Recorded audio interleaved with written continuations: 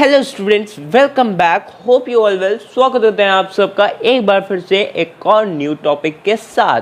तो जैसा कि आप सबको पता होगा, हमने चैप्टर 1 नंबर सिस्टम की सीरीज स्टार्ट की है और उसको हमने 6 पार्ट्स में डिवाइड किया है, जिसमें कि फर्स्ट पार्ट इंट्रोडक्शन वाला अपलोड हो चुका है।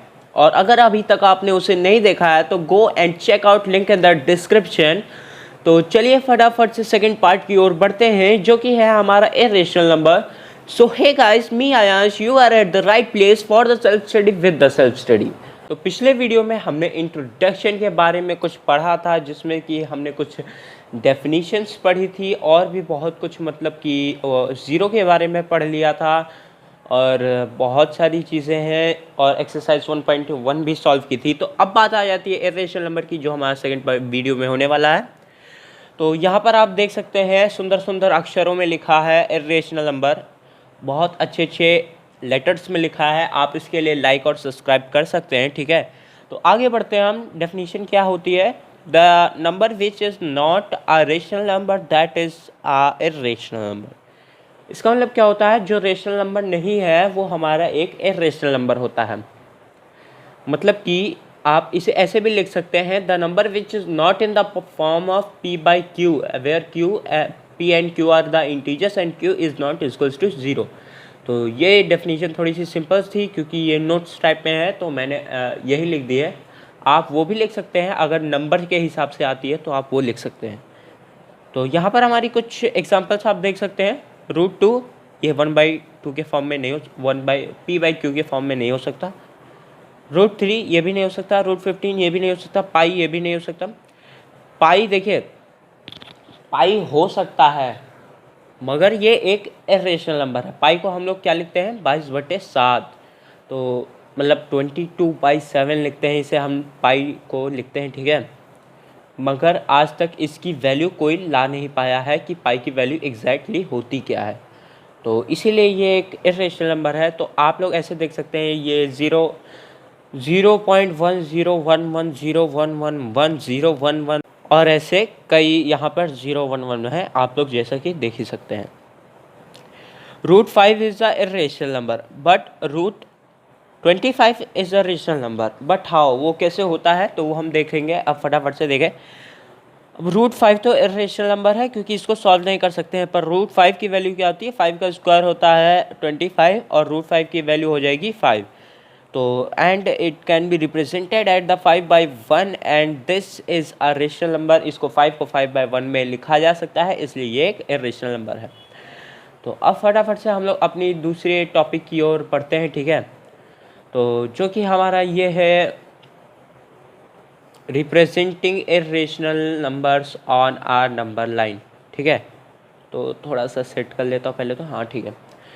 Representing irrational numbers on a number line. तो अब कैसे रिप्रेजेंट किया जाता है किसी इरेशनल नंबर को नंबर लाइन पे, कैसे रिप्रेजेंट किया जाएगा वो हम लोग पढ़ लेते हैं। तो स्टेप 1 क्या लिखा है? Draw a line. इसको थोड़ा सा ऊपर करने दीजिए पहले। रिप्रेजेंटिंग वो अब हेडिंग का कोई काम ही नहीं, ठीक है। तो स्टेप 1 क्वेश्चन को रहने देते हैं। हाँ, स्टेप 1 है हमारा draw a line of 1 unit in any measurement. आपको 1 यूनिट की एक लाइन ड्रॉ करनी है। आपको 1 यूनिट की ड्रॉ करनी है। आप फिर वो मिलीमीटर भी आप कर सकते हैं, सेंटीमीटर मिलीमीटर तो आप कर नहीं पाएंगे, तो मिलीमीटर सेंटीमीटर मीटर आप जितनी बड़ी करना चाहें उतनी बड़ी हो जाएगी। आप 1 किलोमीटर की भी कर दें तो वो भी मानी जाएगी आपकी सही, मगर आपको उसको ड्रॉ करने में फिर दिक्कत हो जाएगी, ठीक है। तो that can be in centimetre, inches और मीटर्स। इंच नहीं बताया था, इंच भी हो सकता है, ठीक है। अब स्टेप 2 क्या है? Draw a 90 degree where the line ends. मतलब आपने ये लाइन खींची और उसके ऊपर आप एक 90 डिग्री का एंगल करेंगे। और यहाँ पर मैं नोट करना भूल गया था, ठीक है। तो वो क्या होगा? With the same measurement. जैसे कि आपने 1 यूनिट की लाइन ऐसे खींची, तो 90 डिग्री एंगल क्रिएट करने के लिए ऊपर को भी आपको 1 यूनिट की ही लाइन को ड्रॉ करना होगा, ठीक है। फिर आगे बढ़ते हैं। Draw a hypotenuse from both the lines to form a triangle and find the value of hypotenuse by putting the formula that is h is equals to √p² plus b²। देखिए, तो जैसे कि हमने राइट एंगल ड्रॉ किया, तो right angle यहाँ पर एक पॉइंट एंड होगा और एक यहाँ पे पॉइंट एंड होगा। और बीच में राइट एंगल बनेगा तो वहाँ पे एक हाइपोटेन्यूज आ जाएगा। राइट एंगल के सामने वाली साइड को हाइपोटेन्यूज हम लोग कहते हैं, इसको आप लोग को मालूम होगा।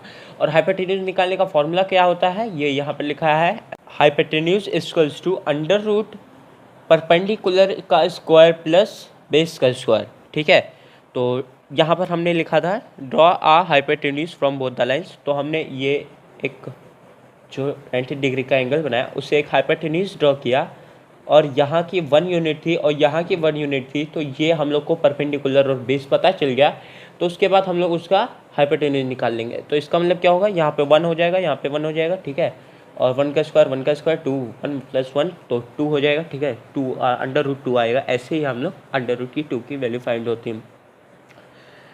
हाँ, अब यहाँ पर क्या लिखा है, where P is perpendicular drawn by 90 angle. ठीक है, जो 90 डिग्री फॉर्म करेगी ना, जो आपकी परपेंडिकुलर होगी, तो वहाँ पे 90 डिग्री ड्रॉ होगा ना, तो वो उसको कहेंगे हम लोग पी। जो परपेंडिकुलर रहेगा वो पी होगा।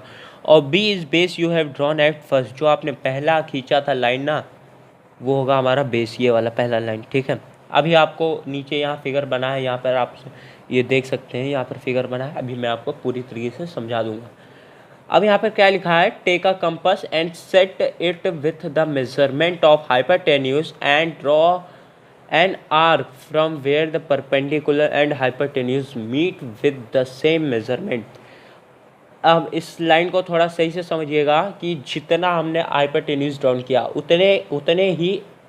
उतने मेजरमेंट का हम लोग को कंपास का लेना है, उतना मेजरमेंट कंपास का लेना है। फिर पॉइंट जहाँ से हमने स्टार्ट किया था उस पॉइंट पर रख कर उस पर एक आर्क लगा देंगे नंबर लाइन तक। ठीक है, मतलब जो हमने नंबर लाइन ड्रॉन की होगी वहाँ तक आर्क लगा देंगे। तो यहाँ पर हमारे ये फिगर निकल के आ चुका है। ठीक है, थोड़ा सा सही से सेट हो जाता तो ठीक है।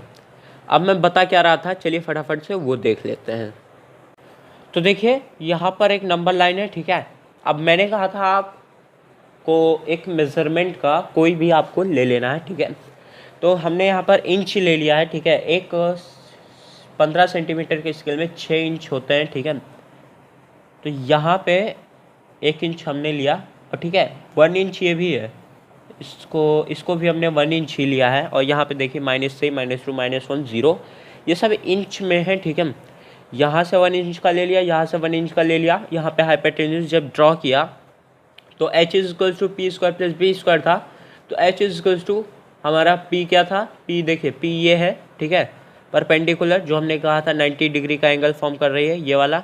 ठीक है, ये 90 डिग्री का एंगल, ये परपेंडिकुलर, तो इसको हम लोग बोल देंगे p। तो इस पेन को रखते हैं साइड में, दूसरी पेन को उठाते हैं फटाफट से। ठीक है, और यहाँ पर आप देख सकते हैं जैसा कि ये p हो जाएगा। ठीक है, फिर मैं बता रहा था p हो गया और यहाँ पर ये b हो गया।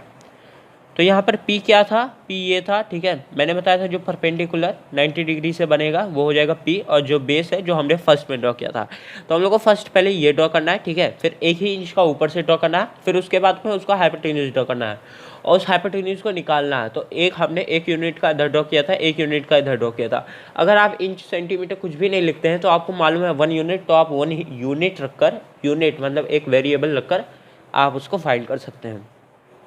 तो h = p² + b² हो गया था, तो 1 का स्क्वायर 1 ही हो जाएगा। ठीक है, और यहाँ पर भी 1 का स्क्वायर 1 हो जाएगा क्योंकि परपेंडिकुलर बेस सेम, तो 1 का स्क्वायर + 1 का स्क्वायर हो जाएगा, तो 1 + 1 ही आएगा। तो यहाँ पे h = √2। तो ये थी हमारी सिंपल सी एक कि मतलब √2 कैसे आया।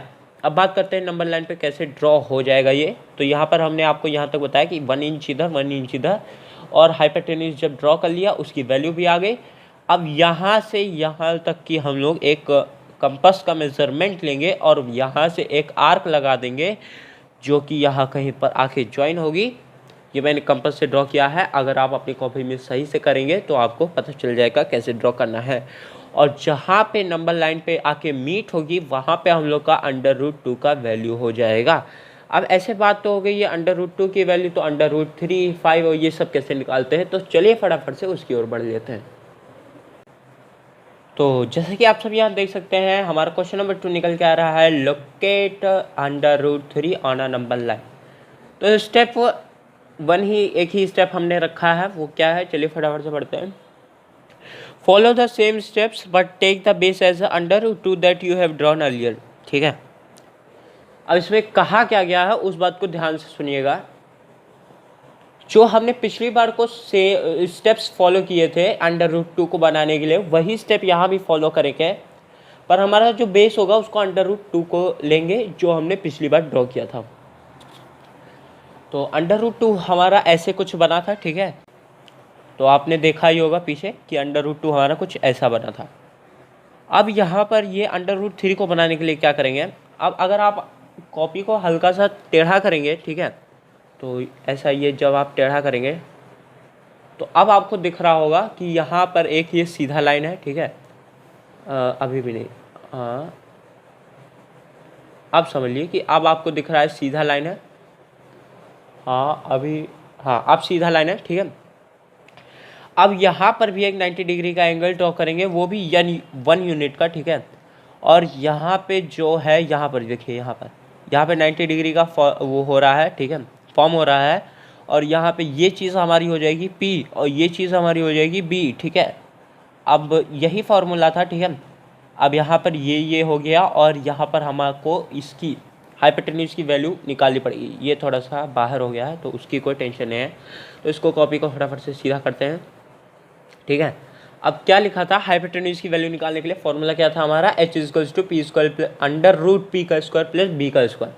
तो हमारा p का स्क्वायर क्या है, ठीक है, 1 का स्क्वायर तो 1 ही हो जाएगा, आप सब जानते हैं। अब अंडर रूट 2 का स्क्वायर क्या होगा, देखिए अगर कोई भी अंडर रूट 2 मतलब कोई भी अंडर रूट वैल्यू है, ठीक है, कोई भी अंडर रूट वैल्यू आती है, अगर उसका स्क्वायर लिखा है तो जो अंडर रूट के अंदर वैल्यू लिखी है वो आ जाएगा। सिंपली आप लोग समझिए इसको।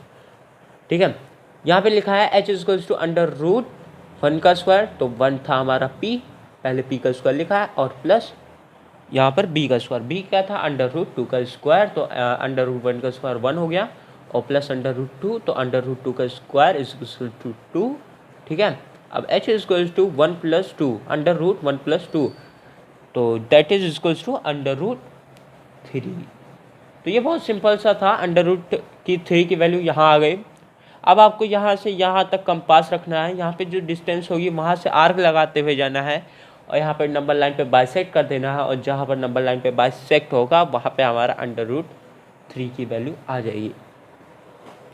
तो ये कुछ सिंपल से ट्रिक थे, और आप इनसे बहुत सारे फाइंड कर सकते हैं। ठीक है, अब यहाँ पर कुछ हम देख लेते हैं आगे क्या है। If it asks to locate under root 4, then you have to follow the same steps but take the base as under root 3, and if asks for under root 5, then you have to take base as under root 4. ठीक है, in this way follow the steps and draw the roots asked in the question. अब इसमें क्या लिखा है, आपको कोई भी आगे वाला नंबर, मतलब जैसे अब अंडर रूट 2 और अंडर रूट 3 तो मैंने आपको समझाया कैसे बनाना है।